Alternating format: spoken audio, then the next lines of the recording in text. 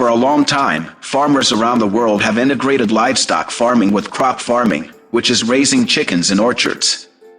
Most notably, Korean farmers have succeeded in raising more than 4,000 chickens in orchards and earned high profits of up to hundreds of thousands of dollars each year.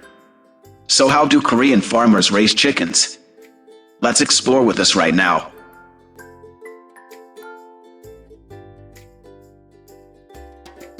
South Korea's chicken industry is a vital part of the agriculture and food industry, contributing billions of dollars annually.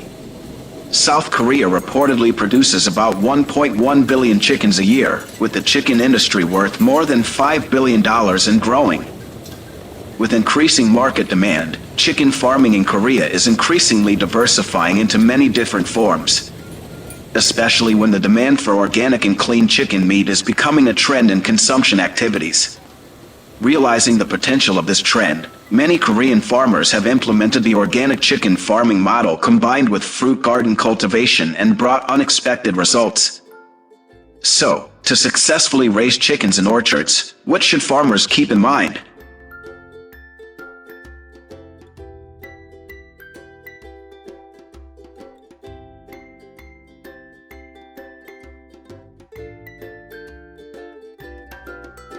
Raising thousands of chickens in an orchard requires careful planning by the farmer to ensure productivity, health, and environmental balance.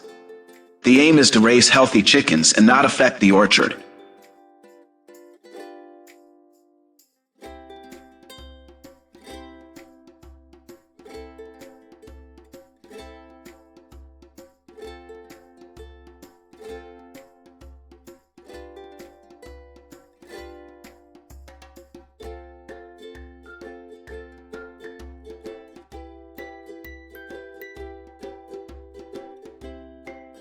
Choosing the right breed of chicken is also important, choosing healthy chickens that can adapt to outdoor conditions.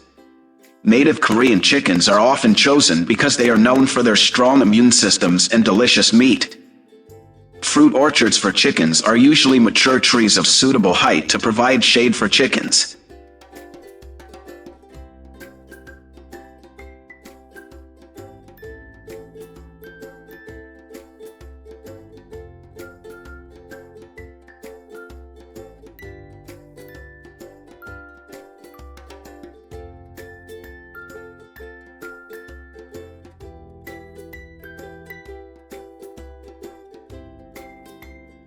If the fruit trees are newly planted or not yet mature, they will be considered food by the chickens and will be destroyed, causing the farmer to lose money.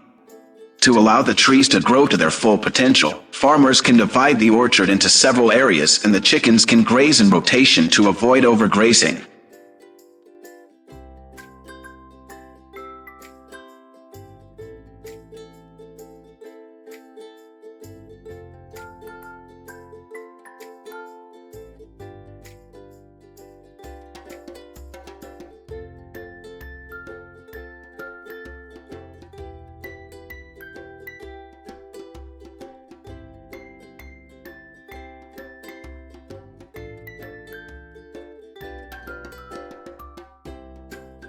Although gardens can provide shelter for chickens, Korean farmers still design portable chicken coops for shelter and egg laying. The coops are simply designed but ensure air and ventilation, while ensuring the chicken's safety from wild predators such as weasels, rats, and snakes.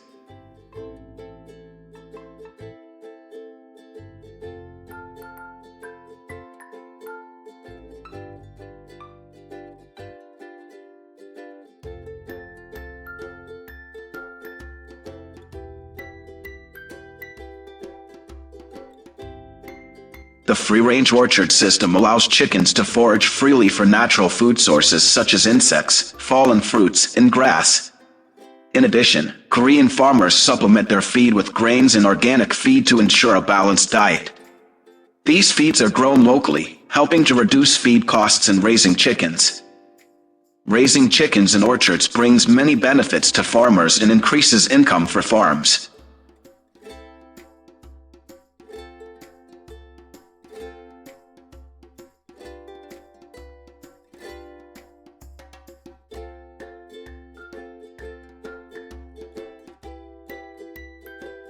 Unlike conventional poultry farms, free-range chicken farming in orchards offers many benefits to both the chickens and the orchard. The chickens eat insects, reducing the need for pesticides, ensuring the production of high-quality organic fruit. During the grazing process, chicken manure also enriches the soil, improving fruit growth. Not only that, free-range chickens are also healthier and have more space to move around. The purpose is to increase income because farmers can earn money by selling eggs, fruits and chickens. This form is gradually becoming an agricultural movement because it is environmentally friendly and promotes sustainable agriculture. After a period of rearing, the chickens that meet slaughter standards will be transported to processing plants to be transformed into fresh meat products. It can be seen that the production line operations in the processing plant are very modern with the most advanced equipment. The line is fully automated in all processes without human intervention. This also helps limit the penetration of bacteria, helping the chicken to be preserved longer during the packaging period. Broiler slaughtering equipment is one of the most important equipment in the meat processing industry. Its main function is to slaughter, defeather, cut and process chicken viscera to produce chicken meat products to meet market demand. The first in the processing line is the automated conveyor belt that will continuously transport products during the chicken slaughtering and processing process to make the production line operate efficiently.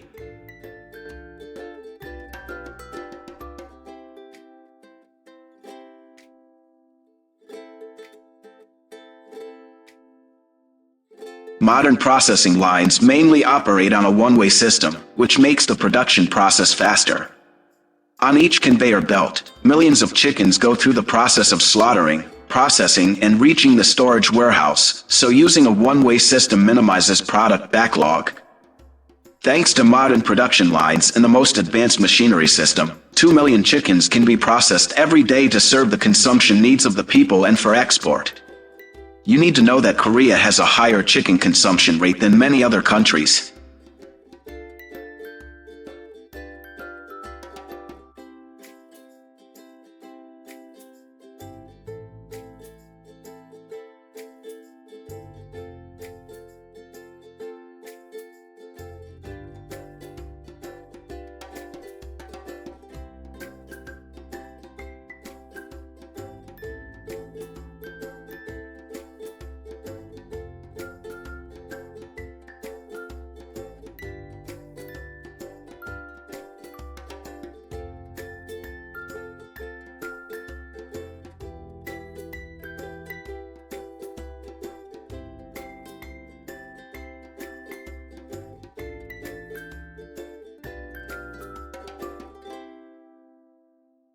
Hello, all dear viewers of David Farm. For a long time, farmers have applied models of combined farming and crop farming and brought high economic efficiency, including the model of combining fish or shrimp farming in rice fields. However, the most famous are the crab farms combined with rice farming in China, which have helped hundreds of thousands of local farmers escape poverty and become rich. Rice and crab products are both highly appreciated for their quality and higher prices than intensive farming. So, today, let's explore with us how the crab farming model combined with rice farming has helped Chinese farmers become rich. Currently, the largest crab farming area in rice fields in China is Panjin City, Liaoning Province, with more than 10,000 farmers getting rich from this model. According to a report by the Ministry of Agriculture and Rural Affairs of China, in recent years, the Panjin County Rice Union has sold 700,000 tons of rice each year, achieving a turnover of more than 5 billion yuan, equivalent to more than $650,000. The crab farming area is 1.7 million mu.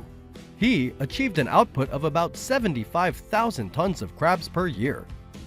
With this combined model, thousands of local farmers have escaped poverty and become rich. So, how does this hybrid model work?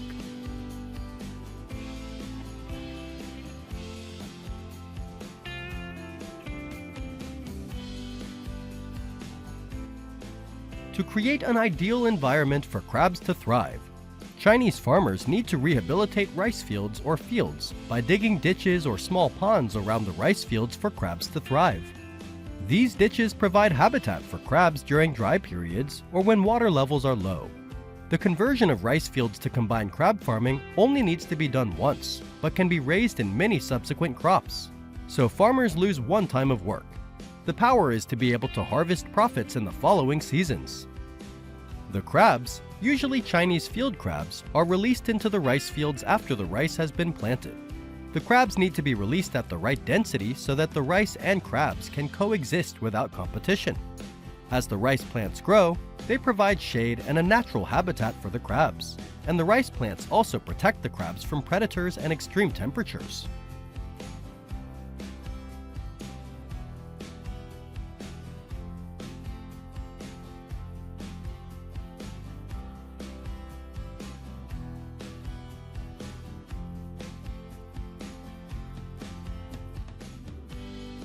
With this unique farming method, farmers do not need to spend much on feed, as the crabs feed in the wild on weeds and insects. However, occasionally supplementary feed can be provided, such as crushed snails or some chopped trash fish.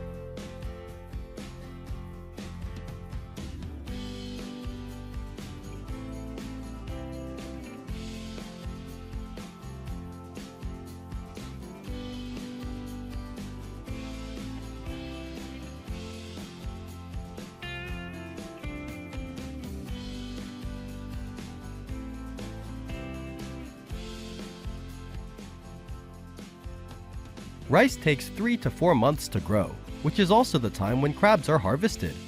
The rice is harvested first, and then farmers drain the fields to make harvesting easier. Crabs can be caught by hand or in traps to avoid breaking the claws or legs, as this will reduce the commercial value and make the crabs more likely to die. Chinese farmers grow 2 rice crops a year, which equates to 2 crab harvests a year. Raising crabs in the fields brings great benefits to farmers. Raising crabs in rice fields brings double the harvest, much more beneficial than just raising crabs or growing rice. Chinese farmers said that each mu of rice field produces about 100 kilograms of crabs, an average of 70 crabs per kilogram. Each mu of rice field can help them increase their income by about 10,000 yuan, or about 34 million VND.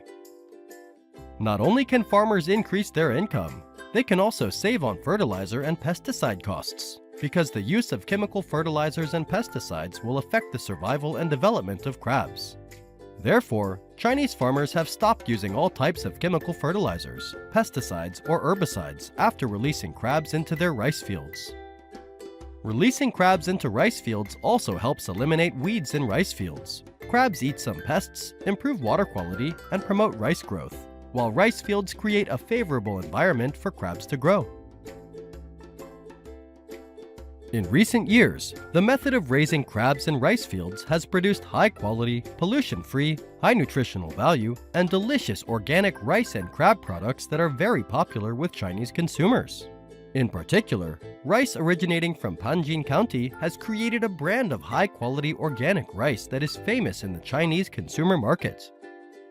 Moreover, crabs raised in rice fields are also appreciated for their delicious texture and natural flavor. They are very popular in the domestic market. The high demand for crabs has caused many other localities in China to expand and develop this unique combination model.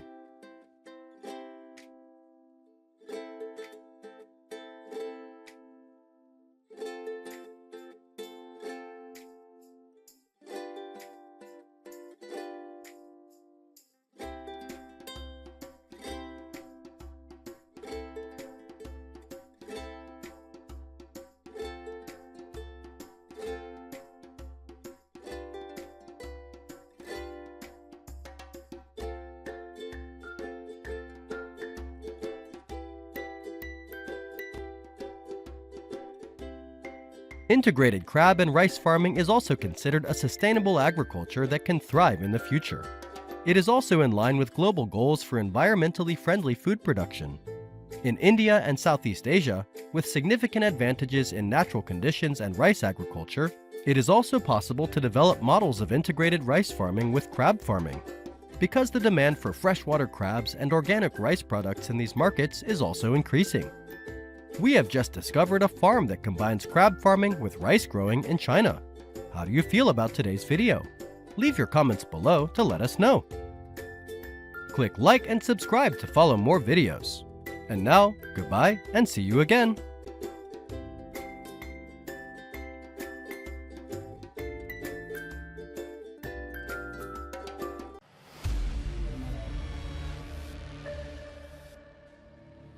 As one of the reptiles listed as endangered, the Komodo dragon is considered a level 1 protected animal in Indonesia. However, Komodo dragon hunts still take place daily on islands in Indonesia by local hunters. So, what's going on with Komodo dragons? Let's explore in this video.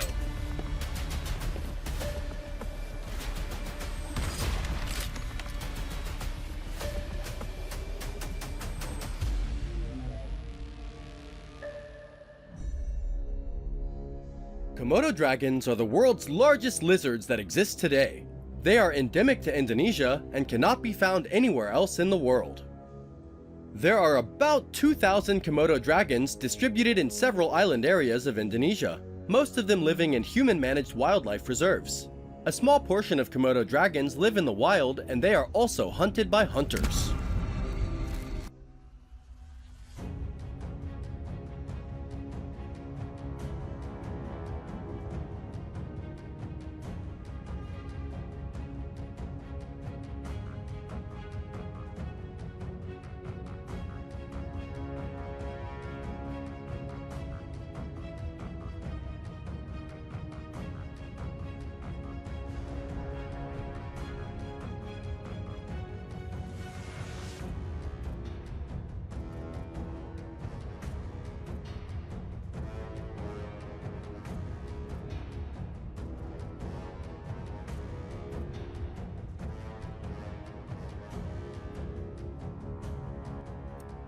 Every year, hunters in Indonesia often organize Komodo dragon hunting from September to November after the breeding season ends. This is also the time when Komodo dragons hunt most strongly.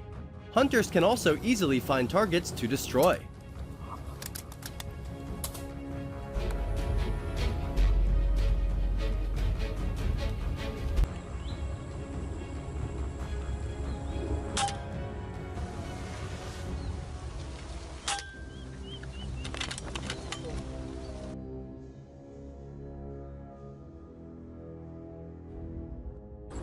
To hunt legally, hunters need to be provided with a hunting license and gun license issued by competent authorities. Because Indonesian law has very strict regulations on gun use, without a license, hunting activities are considered illegal. The use of guns is also subject to separate regulations. Hunters are only allowed to use air rifles for hunting, not heavy rifles or shotguns. This not only ensures the safety of hunters, but also ensures safety and order in the community in Indonesia.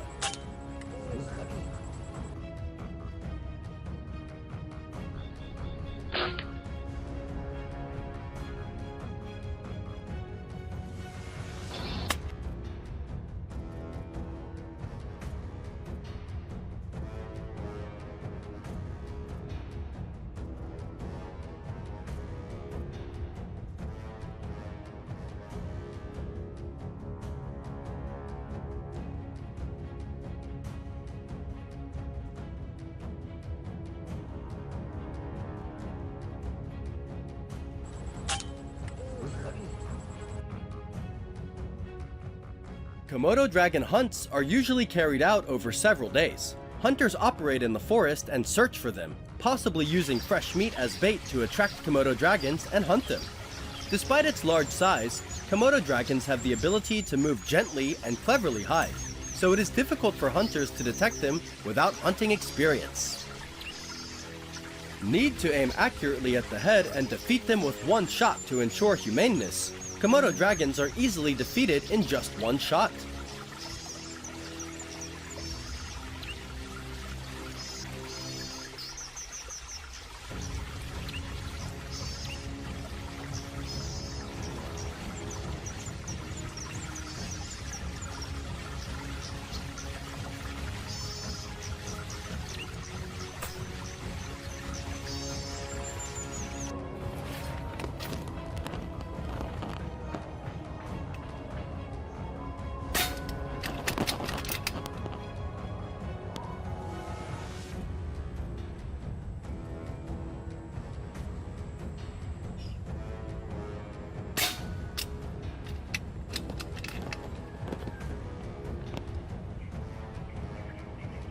Most opinions say that crocodiles are the scariest of all reptiles because of their hunting ability. But perhaps they have not seen how strong and ferocious the Komodo dragon's hunting moments are. This reptile is said to have jaws as strong as a shark and venom no less than that of venom snakes.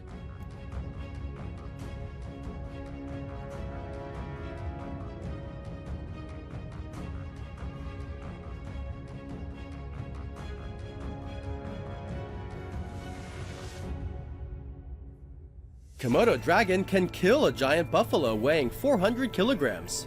Of course, its venom does not cause its prey to die immediately, but causes them to be paralyzed and die after 3 to 4 days. An adult can also die from Komodo dragon venom if not treated promptly.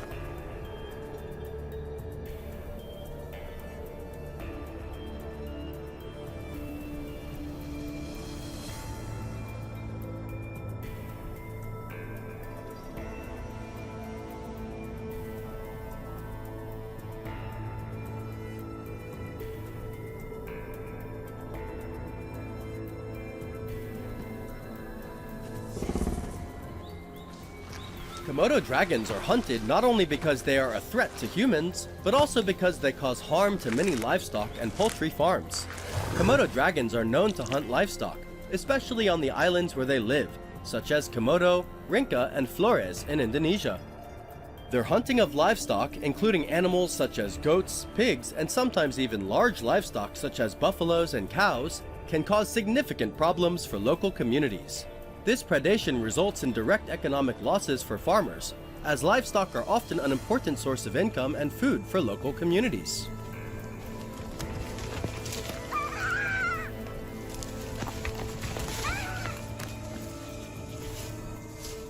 The loss of livestock due to Komodo dragons can be financially devastating for small-scale farmers.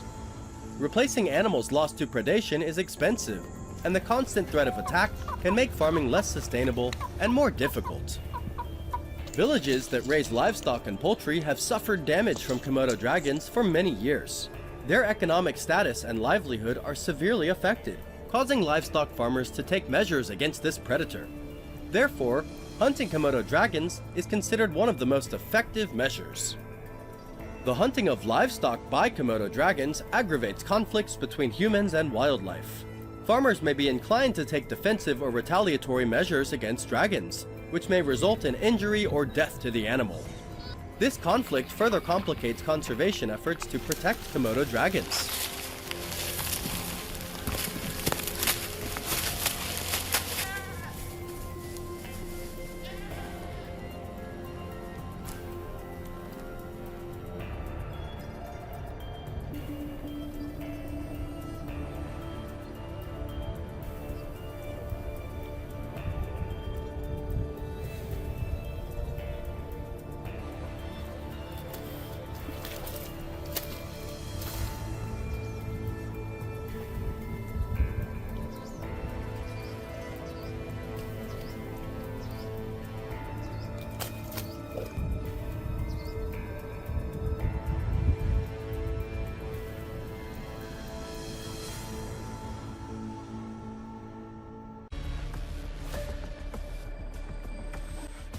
One of the most ferocious and feared animals in the world is the crocodile, but this creature has also become a multi-billion-dollar industry. Currently, most crocodiles are farmed in Southeast Asia with different farming scales. Most crocodiles are raised in backyards right next to farmers' houses, where people live with thousands of crocodiles. Now, let's explore with us how farmers in Southeast Asia live with crocodiles.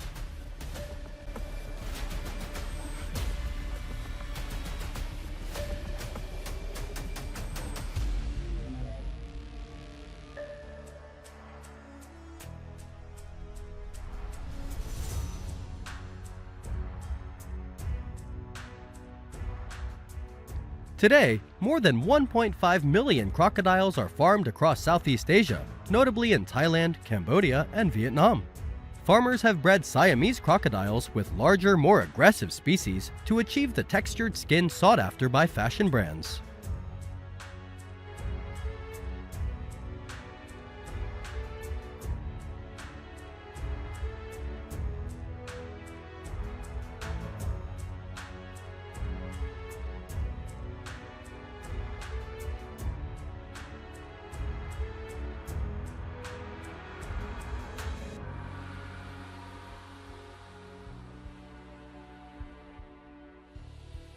There is no denying that crocodiles are very dangerous, especially to children, so crocodile farmers need to design suitable cages to prevent crocodiles from escaping and prevent children from accidentally falling into the cage.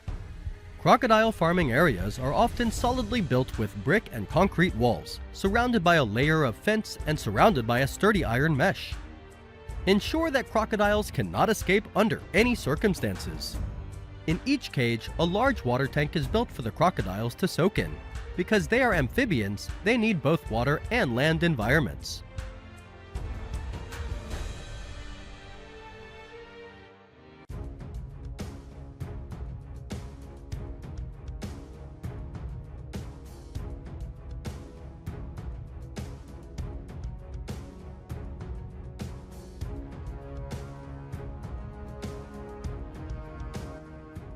Farmers in Southeast Asia have also developed farms that specialize in providing high-quality crocodile breeds.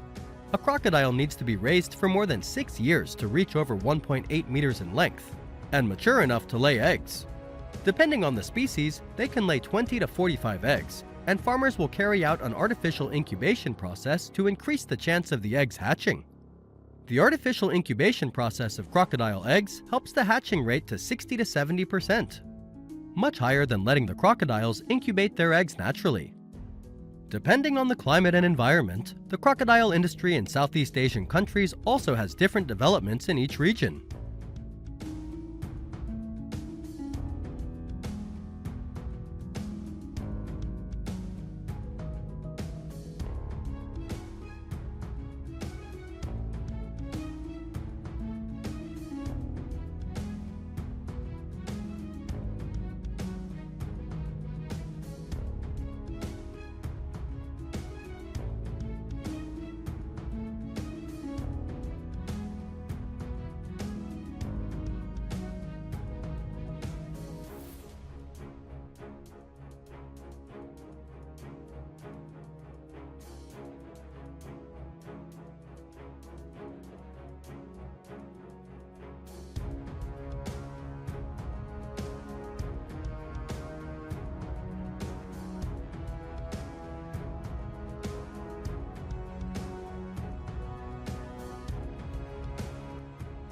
For Cambodians, crocodiles are familiar animals and an essential part of life. This country has the largest population of wild crocodiles in Southeast Asia, with crocodiles in captivity as numerous as in the wild. There are currently about 700 crocodile farms operating throughout Cambodia. The area with the largest concentration of crocodile farms is Siem Reap City, with thousands of crocodiles. Cambodians have lived with crocodiles for generations, and the popular pet has become a major economic driver for local farmers.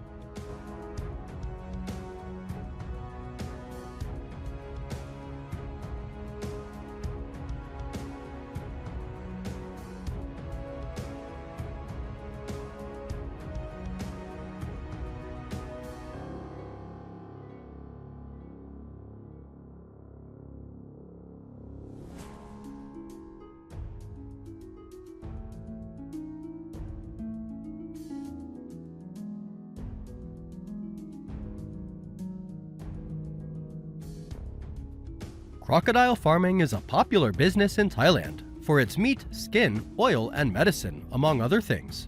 There are many crocodile farms across the country, and the country's crocodile industry is reportedly worth $200 million a year. It brings huge economic benefits to local farmers. Currently, more than 90% of live crocodiles exported from Southeast Asia are destined for the Chinese market, along with about 40% of salted crocodile skins. Southeast Asia also exports crocodiles to markets such as Japan, Thailand, Singapore, and several European Union countries.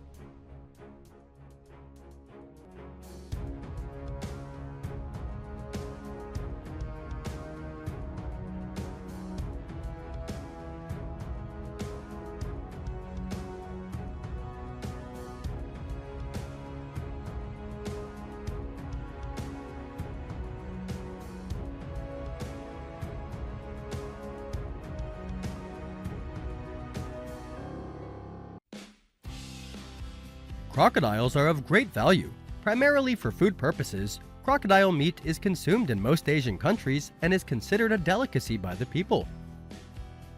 Crocodile meat is consumed in most Southeast Asian countries. China and many Chinese people even consider crocodile meat a health food, because some of its parts are considered medicinal in traditional medicine.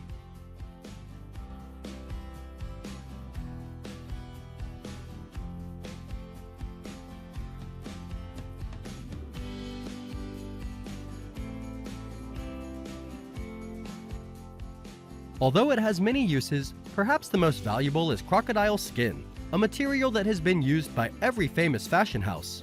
Luxury brands use crocodile skin to create expensive fashion products that anyone would desire. Crocodile skins are classified according to the size and age of the crocodile. The older the crocodile, the larger the size and the higher the quality of the skin. Crocodile skin processing facilities are also expanding in many Southeast Asian countries, exporting millions of processed crocodile skins to the European market every year. Crocodile leather is mainly used to make clothes, shoes, and most especially handbags.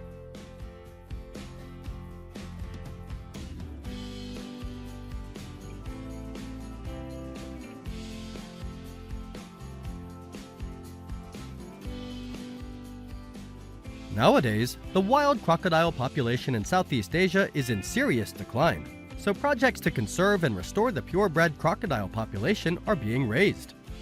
Crocodile farms for pets, owners of purebred crocodiles are usually released back into the wild to allow them to continue breeding and restore the population. These crocodiles are protected to prevent illegal hunting.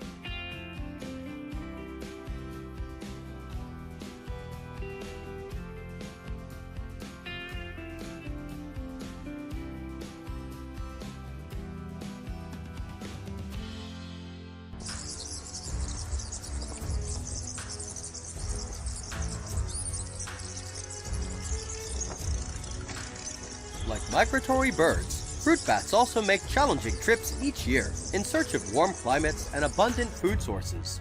But is this journey as simple as it seems? Let's explore the huge migration of these Draculas in the animal world. Will they find a safe haven, or will they face threats from humans? Discover these interesting secrets in today's video.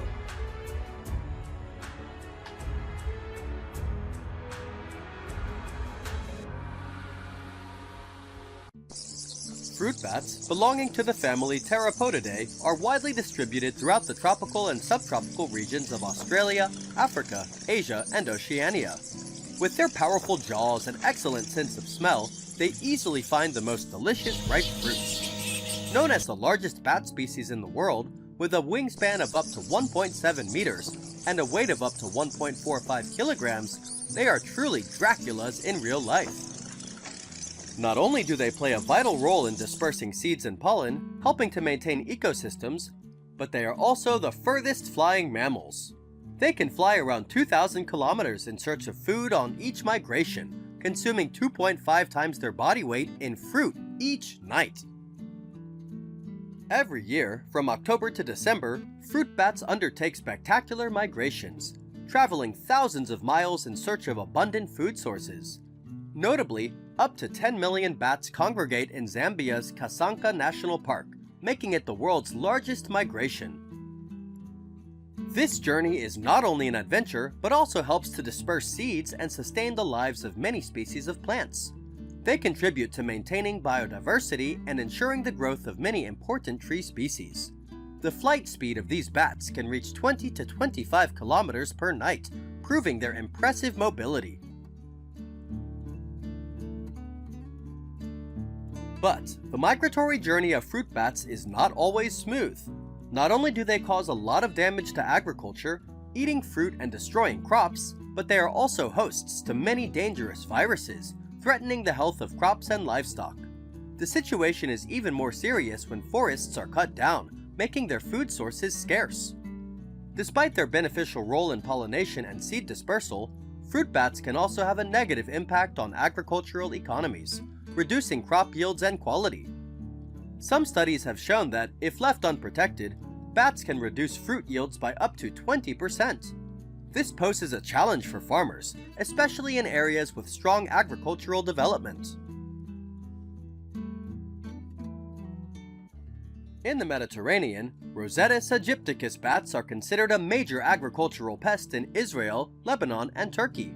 They feed on a variety of commercial fruits such as apples, bananas, figs, and pomegranates, causing conflicts with farmers and leading to large-scale eradication programs. In Africa and the Indian Ocean, Terapis bats cause significant damage to mango, cashew, and almond crops. Control measures such as cave fumigation and hunting have been used, but damage remains severe. In Madagascar, the Madagascar flying fox, Terapis rufus, feeds on avocados, lychees, mangoes, and tamarinds, and also causes conflicts with farmers.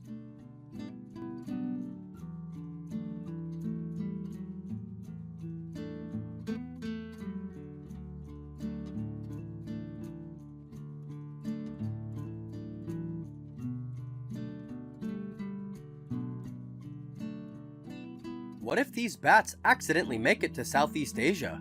They will certainly face many challenges. The region is rich in tropical fruits such as longan, custard apple, and rambutan, which attract bats. In addition to foraging for food, bats also face the risk of being hunted for food.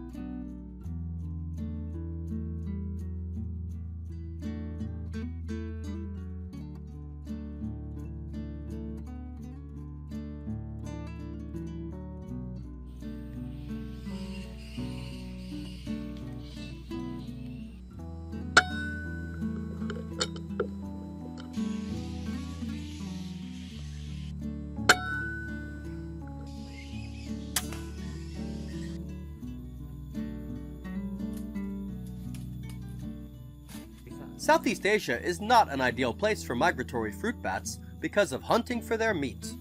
In many countries, bat meat is a traditional food, with famous dishes such as bat adobo in the Philippines and paniki in Indonesia.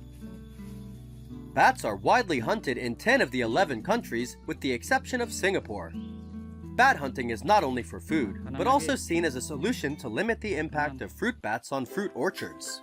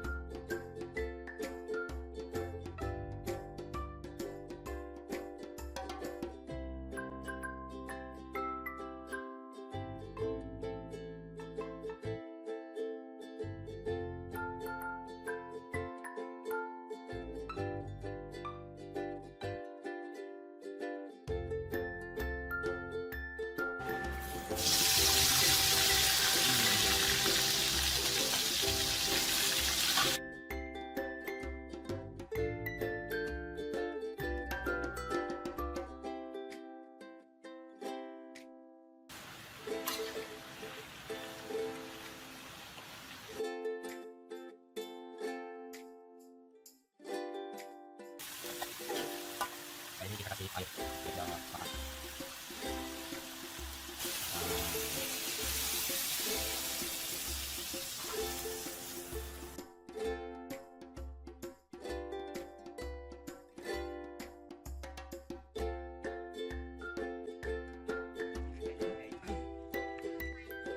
To combat the damage caused by bats to crops, many farmers have adopted protective measures such as netting, bat-repellent sounds, and switching to less vulnerable crops.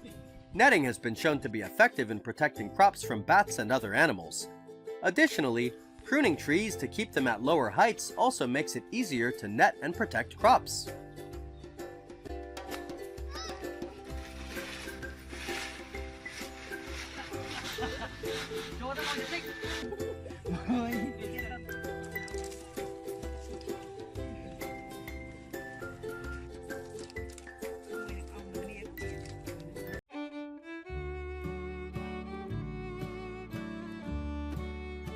Pigs are farm animals that are commonly raised all over the world, with more than 750 million. However, not all breeds of pigs are raised on farms. Farmers need to choose pig breeds that have high productivity and delicious meat flavor. So, what are the most popular pig breeds in the world? Let's explore with us right now.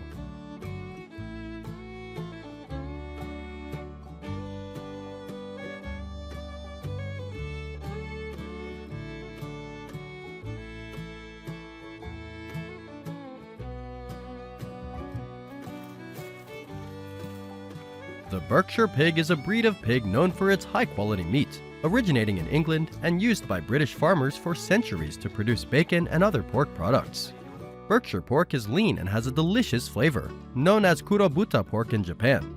To describe the quality of Berkshire pork, it has been said that Berkshire is to other pork like Wagyu is to other beef. Berkshire pigs are also known as one of the largest pig breeds in the world.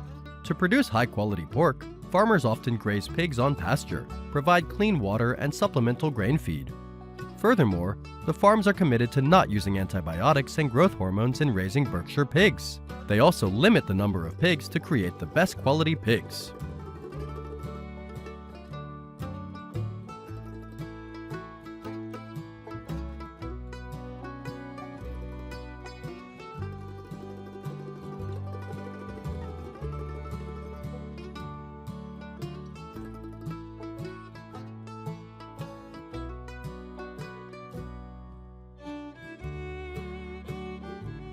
One of the most widely raised pig breeds in the world is the Duroc. They are an American breed known for their red coat and high-quality meat. Renowned for its marbling, tenderness, and rich flavor, making them a favorite among chefs and consumers. Furthermore, raising Duroc pigs also helps farmers save on farming costs because they have the ability to convert food efficiently, meaning they can convert leftover food into meat, reducing production costs. Duroc pigs also have the ability to adapt to many different farming conditions. If the farming of Duroc pigs is sustainable, it will help farmers gain more profits.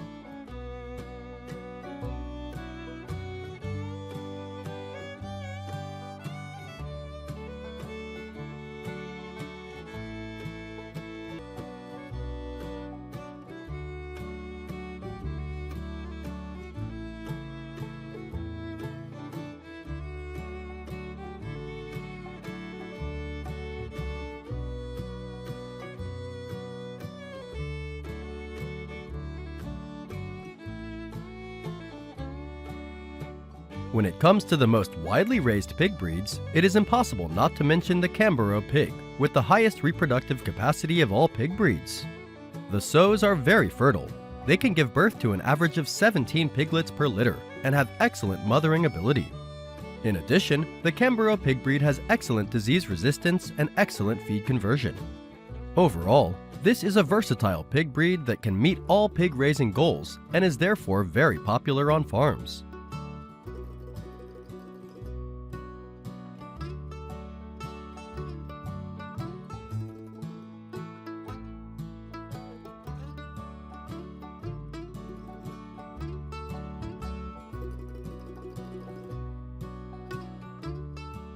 One of the breeds whose size, long body, and high productivity make it a good choice for farmers is the Landrace.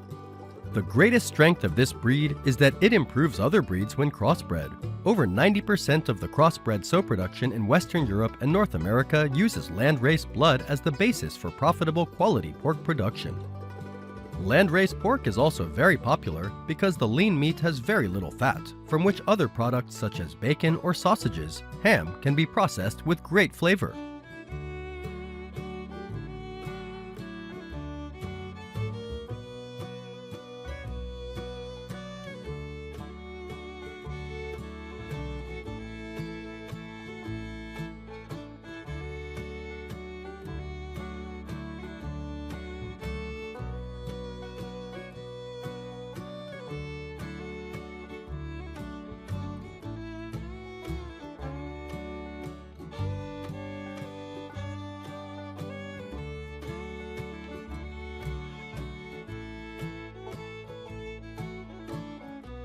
Today, the Yorkshire pig breed is white like many other breeds of pigs, and is also most widely recorded in the United States and Canada. This breed is relatively large in size, so it can be marketed at a heavier weight, bringing higher profits. Yorkshire pigs are also considered one of the most effective crossbreeding pigs because they have the characteristic of giving birth to many pigs, averaging 12 to 14 pigs per litter.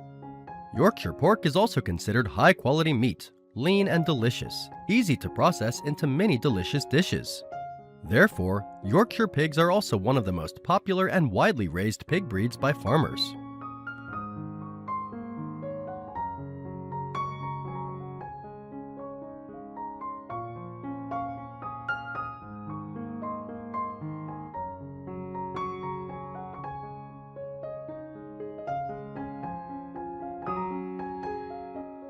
Finally, David Farm would like to introduce to you the large black pig breed with good endurance and adaptability. This pig breed has a unique feature that they are black in color, very suitable for the grazing management system. They are said to be very friendly towards humans, making them safe to graze on large fields.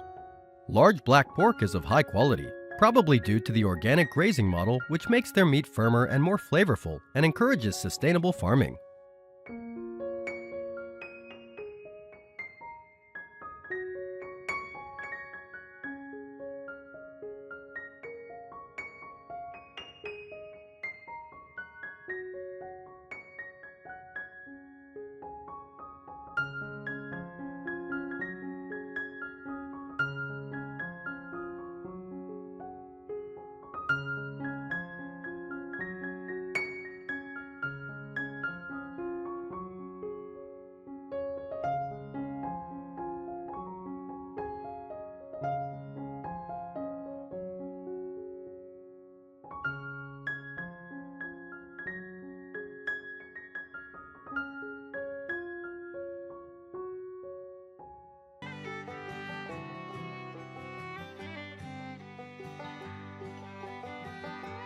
Pork is a popular food in many cultures and can be prepared in many different ways. It is rich in protein and fat and also contains many important vitamins and minerals, including iron, zinc, and vitamin B12, and significant amounts of phosphorus, potassium, and sodium. Pork is a versatile meat that can be used in many different dishes and can be prepared to any taste. Therefore, raising high-yielding pig breeds is the first choice for commercial farms. What other popular pig breeds do you know? Comment below to let us know.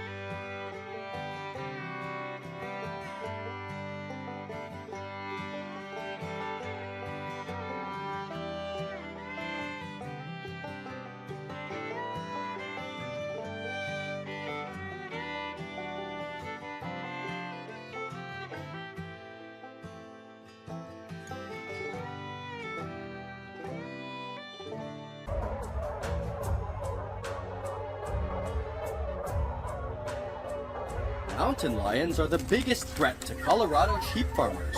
But will mountain lions succeed in their hunts when they have to face off against intelligent and resilient sheepdogs? In today's video, we will explore the spectacular confrontation between sheepdogs and mountain lions to protect their flocks of sheep. Watch the whole video to not miss any interesting details.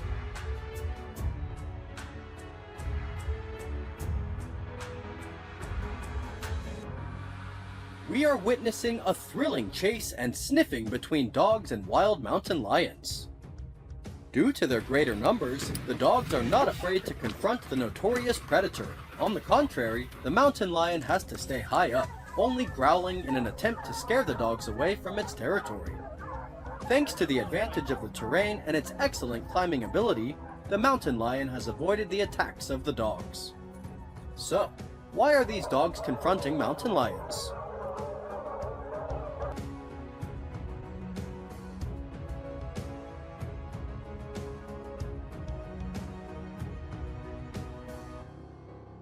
The reason was that this mountain lion had attacked the farmer's sheep farm before.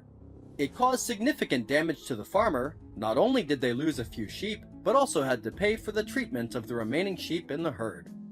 When attacked and chased by a mountain lion, the sheep often panic and stop eating, even affecting their ability to reproduce, thus causing the farm owner to suffer great economic losses. To prevent attacks by mountain lions and other wild animals, ranchers use sheepdogs to protect their flocks and ward off the notorious predators.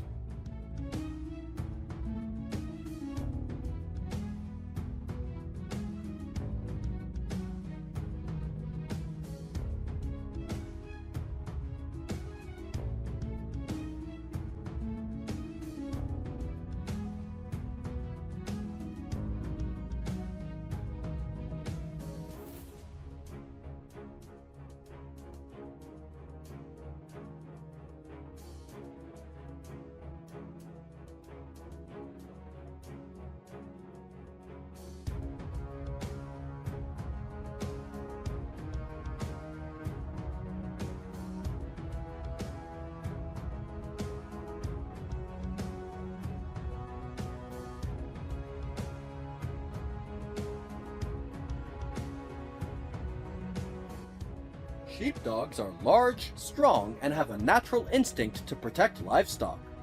Therefore, when wild predators approach the farm, sheepdogs are the first to detect danger and warnings for farmers.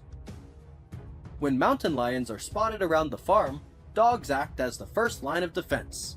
They alert farmers and sheep by barking furiously, which is also a threat signal to the animals.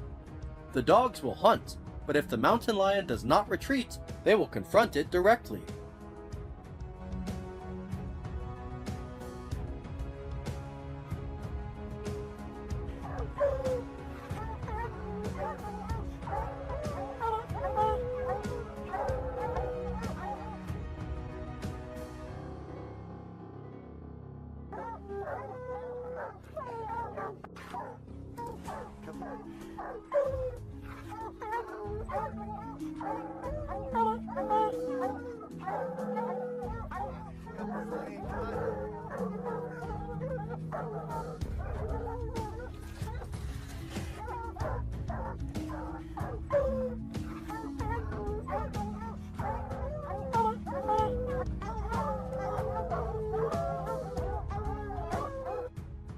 When a sheepdog encounters a mountain lion, the confrontation can be fierce.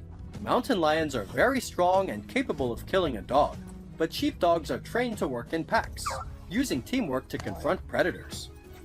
Outnumbered, sheepdogs have often successfully driven off predatory wild animals.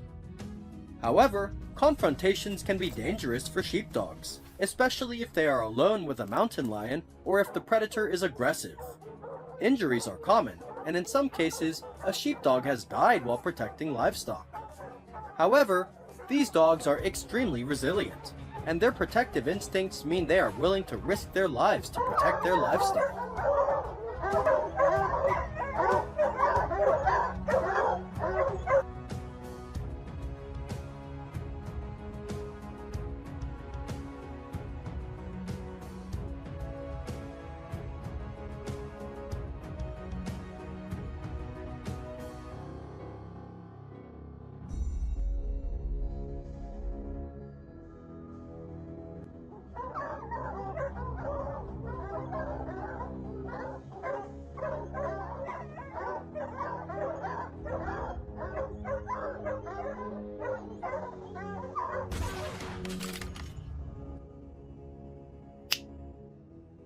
If ranchers are experiencing significant livestock losses from mountain lions, more drastic measures may be needed. Hunting with guns and dogs is also effective in controlling this predator. Bloodhounds are often used to track and hunt mountain lions, with the dogs following the scent of the animal and leading the hunter to its location. Once the mountain lion has been driven into a tree or corner by the dogs, the hunter uses a high-caliber rifle to ensure a quick and humane kill. The use of dogs allows hunters to locate and track cougars in rugged and difficult-to-access mountainous terrain.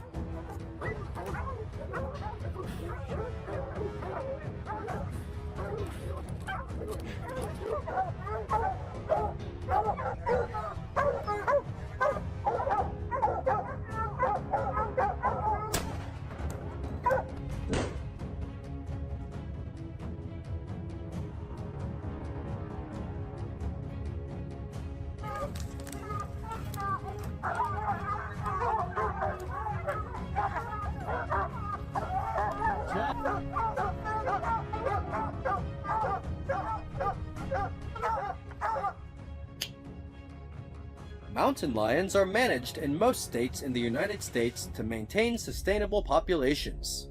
As a result, in many areas, hunters are required to have a hunting license or special tag to hunt mountain lions. Violations of hunting regulations can result in fines and, in severe cases, jail time for hunters and farmers. So, besides harming livestock and poultry, what other serious problems do mountain lions cause?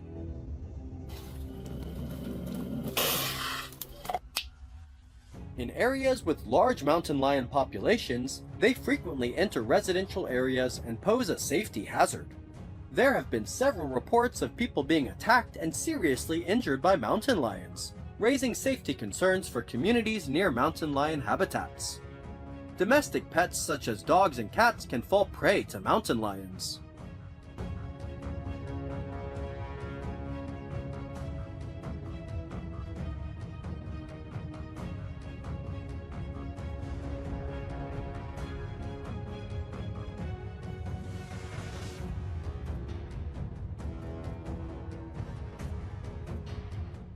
These apex predators often sneak up at night and are so stealthy that no one can detect them.